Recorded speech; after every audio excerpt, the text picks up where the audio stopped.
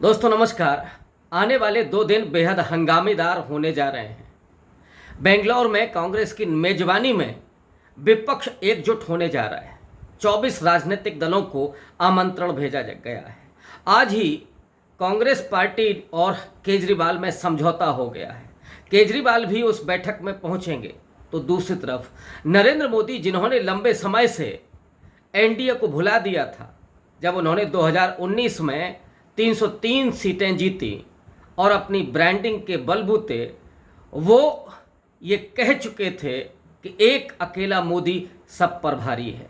लेकिन आज शायद विपक्ष की एकजुटता नरेंद्र मोदी की राजनीति पर भारी पड़ रही है और यही कारण है कि अब जयंत चौधरी से भी संपर्क किया जा रहा है। आज ओम प्रकाश राजभर तो शरणागत हो ही गए हैं। इसके अलावा विभिन्न राज्यों के बहुत छोटे छोटे दल, मसलन बिहार से चिराग पासवान और जीतनराम मांझी, ये 2 लोग एनडीए में शामिल होंगे। कुल मिलाकर के 18 तारीख को 30 राजनीतिक दल एनडीए के साथ एकजुट होकर के दिखाई पड़ेंगे। सवाल इस समय की राजनीति में कुछ सैद्धांतिक भी हैं। दोस्तों, इस समय भारत की राजनीति जिस मुकाम पर पहुंच चुकी है, उसमें दक्षिण बनाम उत्तर की राजनीति भी दिखाई पड़ रही है। बेंगलोर से कांग्रेस की मेजबानी में ये विपक्ष की एकजुटता होने जा रही है और दिल्ली में इधर एनडीए एकजुट होने जा रहा है। भारत की जिस तरह की भौगोलिक स्थिति है और सांस्कृतिक परिस्थितियां हैं, भारत अपने आप में बेहद अनूठा मुल्क है और उसकी राजनीति तो अपने आप में बेहद रोमांचक रही है। 75 साल का आज़ाद भारत, उसने एक लंबा सफ़र तय किया है। उस सफ़र में आज भारत के 28 राज्य और 8 केंद्र शासित राज्यों में, जहां अलग अलग विविधता है, तमाम नस्लों भाषाओं के लोग रहते हैं, सामाजिक और सांप्रदायिक दृष्टिकोण से भी विभिन्न समुदायों के लोग हैं, विभिन्न मान्यताएं हैं और इतना वैविध्य है कि जहां एक तरफ 25 करोड़ की आबादी वाला उत्तर प्रदेश है तो दूसरी तरफ 6 या 7 लाख की आबादी वाला सिक्किम है। 543 लोकसभा की सीटें हैं और उसमें 18वीं लोकसभा का चुनाव अगले वर्ष होने जा रहा है।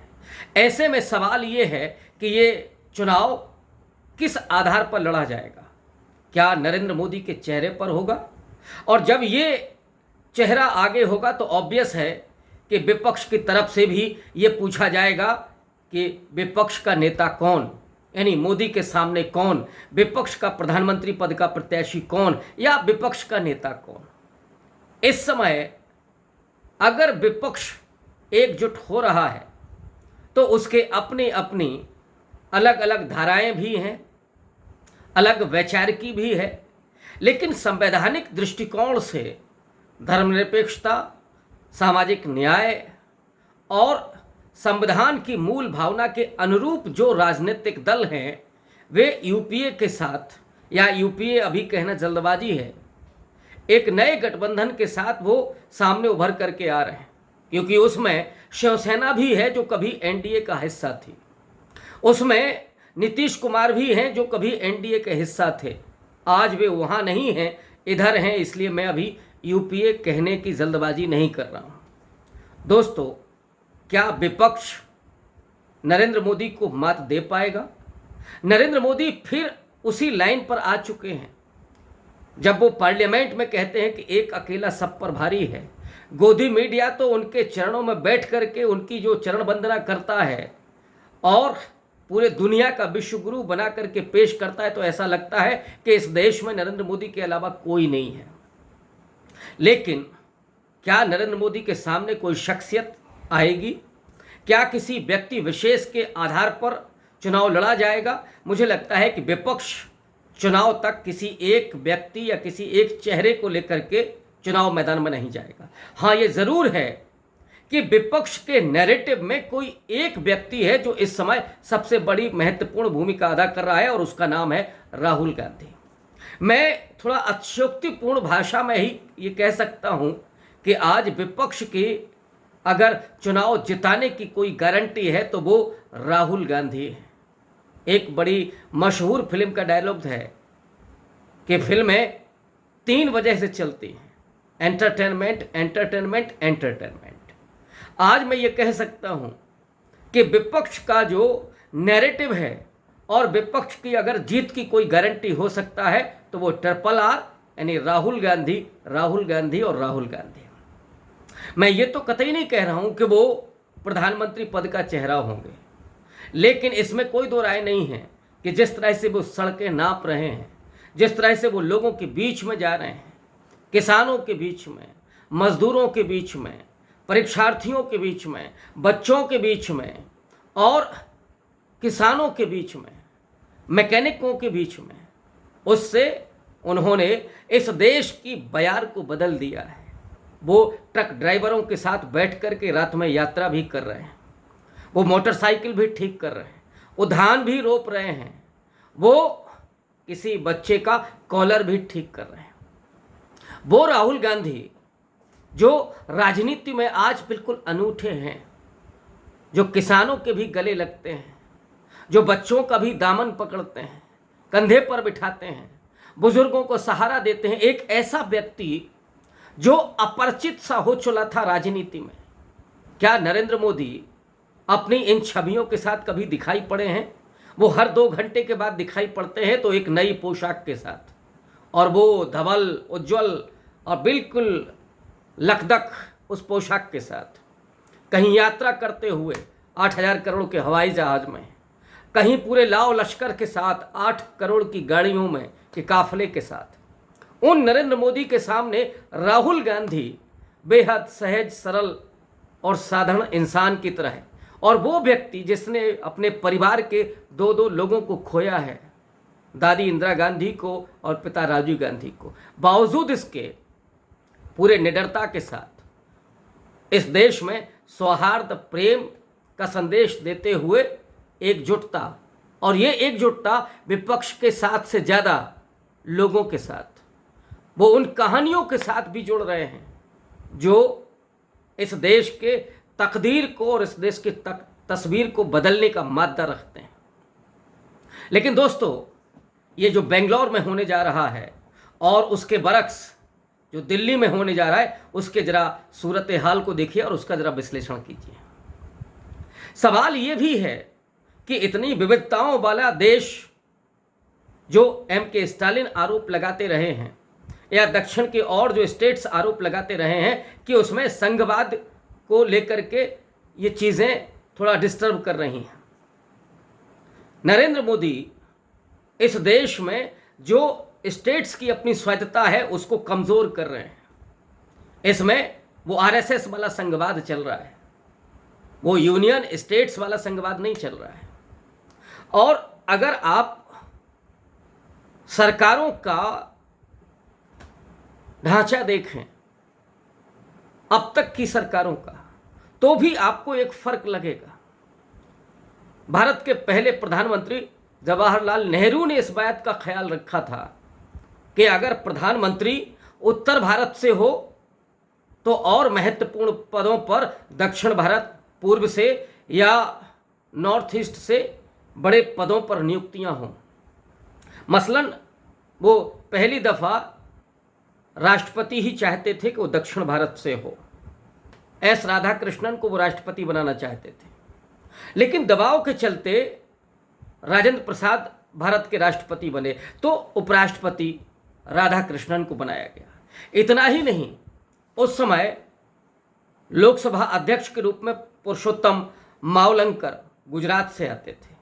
लोकसभा के उपाध्यक्ष अनंत शयनम आयंगर तत्कालीन मद्रास से आते थे, और राज्यसभा के उपसभापति SV कृष्णमूर्ति राव ये उस समय के मैसूर से आते थे। इस तरह का कॉम्बिनेशन रखा गया था कि सरकार में चाहे वो कार्यपालिका हो या विधायिका हो, उसमें एक संतुलन हो दक्षिण, उत्तर, पूर्व और पश्चिम का। लेकिन इधर का आप देखिए, अगर आप नरेंद्र मोदी सरकार के ढांचे को देखिए तो उसमें ये संतुलन गड़बड़ाता हुआ नजर आ रहा है। उसमें लोकसभा अध्यक्ष कौन है? लोकसभा उपाध्यक्ष का पद तो अभी तक खाली है, जो आमतौर पर विपक्ष के किसी नेता को दिया जाता था, उसका भी पालन नहीं हो रहा है। विपक्ष के नेता के रूप में भी मान्यता मिलती थी, वो एक संवैधानिक स्थिति है, उसका भी अनुपालन नहीं हुआ। हालांकि 10% किसी के पास, किसी राजनीतिक पार्टी के पास वो सीटें नहीं हैं, तो आप इस वजह से उसको खारिज तो कर सकते हैं, लेकिन एक परंपरा है सरकार की, एक मर्यादा है, और उस मर्यादा के तहत ये ध्यान में रखा जाता था। जैसे अभी गीता प्रेस गोरखपुर को जो महात्मा गांधी शांति पुरस्कार मिला, उसमें ही विपक्ष के नेता को रहना था, और ये आरोप लगाया विपक्ष के नेता के रूप में जो वहाँ पे मौजूद थे, कांग्रेस पार्टी के बंगाल के नेता, उन्होंने कहा कि मुझे पूछा तक नहीं गया, मुझसे कोई डिस्कशन नहीं हुआ। ये जो अवहेलना हो रही है, वो अवहेलना संघवाद को, सरकार के ढांचे को, लोकतंत्र को और संवैधानिक संस्थाओं को बेहद कमज़ोर कर रहा है। और यही सवाल राहुल गांधी इंग्लैंड से लेकर के अमेरिका होते हुए और भारत में बहुत पहले से उठा रहे हैं। तो इसकी अनुपालना होगी क्या? अगर बेंगलोर में ये बैठक हो रही है, तो इस बैठक को इस नज़रिए से भी देखा जाना चाहिए। कर्नाटक के चुनाव के बाद नरेंद्र मोदी अब घोषित तौर पर पूरे भारत के नेता नहीं रह गए। उनकी अपील कर्नाटक में नहीं काम की है, उन्होंने सारा जोर लगाया, और कर्नाटक के नीचे तो कतई नहीं। महाराष्ट्र के सबसे लोकप्रिय नेता आज राहुल गांधी हो चुके हैं, नरेंद्र मोदी वहां नहीं हैं। तो ये जो परिस्थितियां हैं, और अगर आप अभी तक के राष्ट्रपतियों को देखें तो 15 में से 6 राष्ट्रपति दक्षिण भारत से हुए हैं। ये बराबर ध्यान में रखा गया। S Radhakrishnan, Zakir Hussain, R Venkataraman, B D Jatti, K R Narayanan, APJ Abdul Kalam, Neelam Sanjiva Reddy, ये लोग राष्ट्रपति रहे दक्षिण भारत से। 2 प्रधानमंत्री हुए दक्षिण भारत से, नरसिम्हा राव और SD देवगौड़ा। अमित शाह जिस बात को अभी कह चुके हैं कि क्या तमिलनाडु या दक्षिण भारत से प्रधानमंत्री नहीं होना चाहिए, लेकिन क्या वो असल में वहाँ से होगा? जैसे नरेंद्र मोदी टेक्निकली तो उत्तर प्रदेश से सांसद हैं, तो ये कह सकते हैं कि दिल्ली का रास्ता उत्तर प्रदेश से होकर के जाता है। क्या इसी तरीके से अमित शाह तमिलनाडु से ये देख रहे हैं कि नरेंद्र मोदी वहाँ से चुनाव लड़ेंगे? तो ये सिर्फ एक कारीगरी होगी, ये असल में नहीं होगा।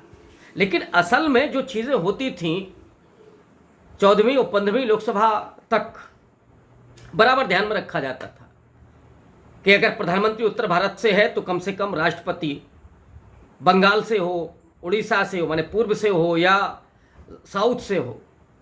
अगर वो नहीं है तो फिर लोकसभा का अध्यक्ष हो, राज्यसभा का उपसभापति हो, या उपराष्ट्रपति हो।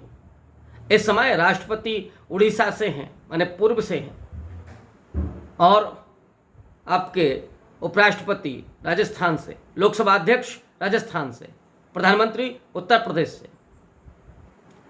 इसके पहले के राष्ट्रपति वो कोविंद जी उत्तर प्रदेश से। तो ये जो उत्तर भारत सेंट्रिक जो सरकार स्थापित की गई है, इसको लेकर के खतरा दक्षिण भारत के लोग महसूस कर रहे हैं। ये जो नई पार्लियामेंट बनी है, जिसमें वो सेंगोल तो स्थापित हुआ दक्षिण भारत से ला करके, और उसे बताया गया कि ये नेहरू जी को सेंगोल मिला था। ऐतिहासिक रूप से ये बेहद झूठ माना गया है कि कहीं ऐसी कोई परिपाटी नहीं थी। लेकिन नरेंद्र मोदी ने उस नई संसद में 888 जो सीटें लगाई हैं, इसको लेकर के दक्षिण भारत के लोगों की आशंका है कि अगर जो अगला परिसीमन होगा और जनसंख्या के आधार पर अगर पार्लियामेंट का निर्धारण हुआ, तो ऑब्वियस है कि उत्तर भारत के पार्लियामेंटेरियन ज़्यादा होंगे। तो जो जनसंख्या पर कंट्रोल किया दक्षिण भारत ने, तो क्या ये उसका गुनाह है? असल में तो उसको कोई मिलना चाहिए था इनाम, लेकिन इस तरह से तो उसे एक तरह से ये दंड ही मिलेगा। तो ये तमाम आशंकाएं उस दक्षिण भारत की हैं, और राहुल गांधी दक्षिण भारत से चुन करके आए हैं पार्लियामेंट में। अब हालांकि उनकी सदस्यता भी जा चुकी है, वायनाड से चुनाव जीत करके आए, और राहुल गांधी की भारत जोड़ो यात्रा के जरिए अपार लोकप्रियता उस दक्षिण भारत में, महाराष्ट्र में, और यहाँ तक कि मध्य प्रदेश तक में। आने वाले जो चुनाव हैं, उन चुनाव में भी उस भारत जोड़ो यात्रा का असर होगा। अभी राहुल गांधी का केस सुप्रीम कोर्ट में जा चुका है, और ये जानकारी मिल रही है कि चंद्रचूड़ साहब जो सीजेआई हैं वो उस केस को देखेंगे और उनके बारे में ये माना जा रहा है कि वो फैसले लेने में कानून को ही ध्यान में रखते हैं, वो और उस तरह के आग्रह उनके सामने काम नहीं करते हैं। तो ऑब्वियस है कि राहुल गांधी को यहाँ से रिलैक्स मिलेगा और ये मिलना बेहद ज़रूरी है। और अगर ऐसा नहीं होता है तो भारत की न्यायपालिका पर बड़ा सवाल खड़ा हो जाएगा। तो वो एक परिस्थिति बनने वाली है। दूसरी तरफ आज का जो घटनाक्रम है, शरद पवार के पास अजीत पवार पहुंचे। वो अजीत पवार जो अभी कह रहे थे कि बहुत उम्र हो गई, उनको रिटायर्ड हो जाना चाहिए, लेकिन आज की खबर में कि अजीत पवार और तमाम और उनके जो विधायक जो गए हैं, जो मंत्री बने हैं, वो भी वहां पहुंचे। पटेल साहब पहुंचे। शरद पवार खामोश रहे। जो खबरें आ रही हैं, क्या ये कोई और चीज़ तो नहीं है जिसके बारे में आशंका व्यक्त होती है कि शरद पवार बहुत बड़े खिलाड़ी हैं, भारत की राजनीति के चाणक्य माने जाते हैं, असल में चाणक्य माने जाते हैं। पिछली बार भी अजीत पवार डिप्टी सीएम हुए थे और 80 घंटे के बाद वो बाहर निकल करके आगे पाक साफ होकर के जो उनके ऊपर केस वेस लगे थे वो खत्म हो गए। इस समय भी जितने लोग गए हैं अजीत पवार के साथ, उन सब पर केस, ईडी और इनकम टैक्स, इस सब का बड़ा खतरा था। और अभी तो ईडी के चीफ को लेकर के सुप्रीम कोर्ट ने एक फैसला दे ही दिया है कि उसकी तीसरी बार जो नियुक्ति हो रही है वो अवैध है। तो ये जो डर के वजह से जिन पार्टियों को तोड़ करके सरकारें बनाई जा रही हैं और इस सरकार को और सत्ता को और उस राजनीतिक दल को बेहद मजबूत दिखाया जा रहा है, क्या अब वो छद्म टूट रहा है? शरद पवार कहीं महाराष्ट्र की राजनीति में भारतीय जनता पार्टी को हाशिए पर धकेलने वाले हैं अपने उस पूरे रणनीति और कूटनीति के तहत। इधर उत्तर भारत के तो हालात सामने आ ही रहे हैं कि उसमें नीतीश और झारखंड के मुख्यमंत्री सोरेन साहब, लालू प्रसाद यादव, ये जो एक सामाजिक न्याय की राजनीति की लामबंदी हो रही है, वो उत्तर प्रदेश में जो हिंदुत्व की राजनीति कही जाती है, हालांकि मैं बार बार इस बात से इनकार करता हूं कि हिंदुत्व की राजनीति जैसी कोई चीज़ है नहीं। माने वो वोटिंग पैटर्न जिसको कहते हैं, वो केवल अगली जातियों में काम करता है। बाकी बेहद माइक्रो इंजीनियरिंग होती है। अमित शाह के जरिए, नरेंद्र मोदी के जरिए, ओम प्रकाश राजभर को अगर लिया है या चौहान को लिया है,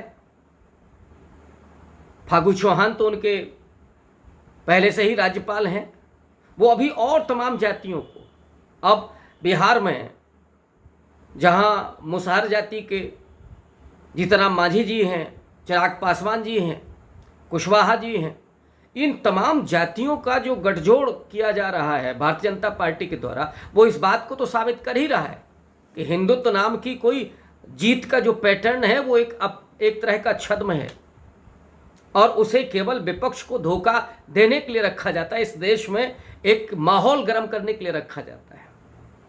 ये विपक्ष को सीखना पड़ेगा। महाराष्ट्र की राजनीति में बहुत कुछ बदला है।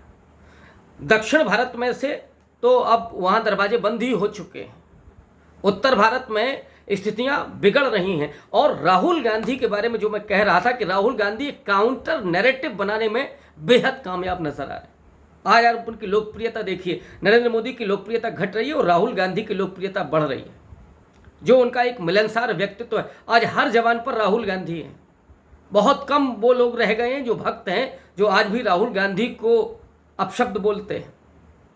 राहुल गांधी की छवि, लोगों की जो धारणा थी, वो धारणा दुरुस्त हुई है। वो इधर से आलू डालिए उधर से सोना निकलेगा। आज लोग जान चुके हैं कि बेसिकली ये नरेंद्र मोदी का वाक्य था जिसे केवल दोहराया था राहुल गांधी ने, इसको क्रिटिसाइज किया था, लेकिन वो राहुल गांधी के साथ चस्पा कर दिया गया था। राहुल गांधी ने अपने भाषणों के जरिए विदेश नीति, आर्थिक नीति पर जो उन्होंने बातचीत की है, तमाम प्रबुद्ध लोगों के साथ, तमाम पत्रकारों के जवाब दिए हैं, इससे राहुल गांधी की वो जो इमेज बनाई गई थी वो ध्वस्त हुई है। लोगों की धारणा बदली है, लोगों की आंखें खुली हैं। ये जो परिस्थितियां बन रही हैं उसमें जीत की गारंटी तो राहुल गांधी बन रहे हैं। प्रधानमंत्री का फेस या प्रधानमंत्री कोई और हो, कौन होगा ये नहीं कहा जा सकता, लेकिन नरेंद्र मोदी के उस नैरेटिव को ध्वस्त करने के लिए काउंटर नैरेटिव जो सेट कर रहा है, उसका नाम सिर्फ और सिर्फ राहुल गांधी है। आज के लिए बस इतना ही। बहुत बहुत शुक्रिया।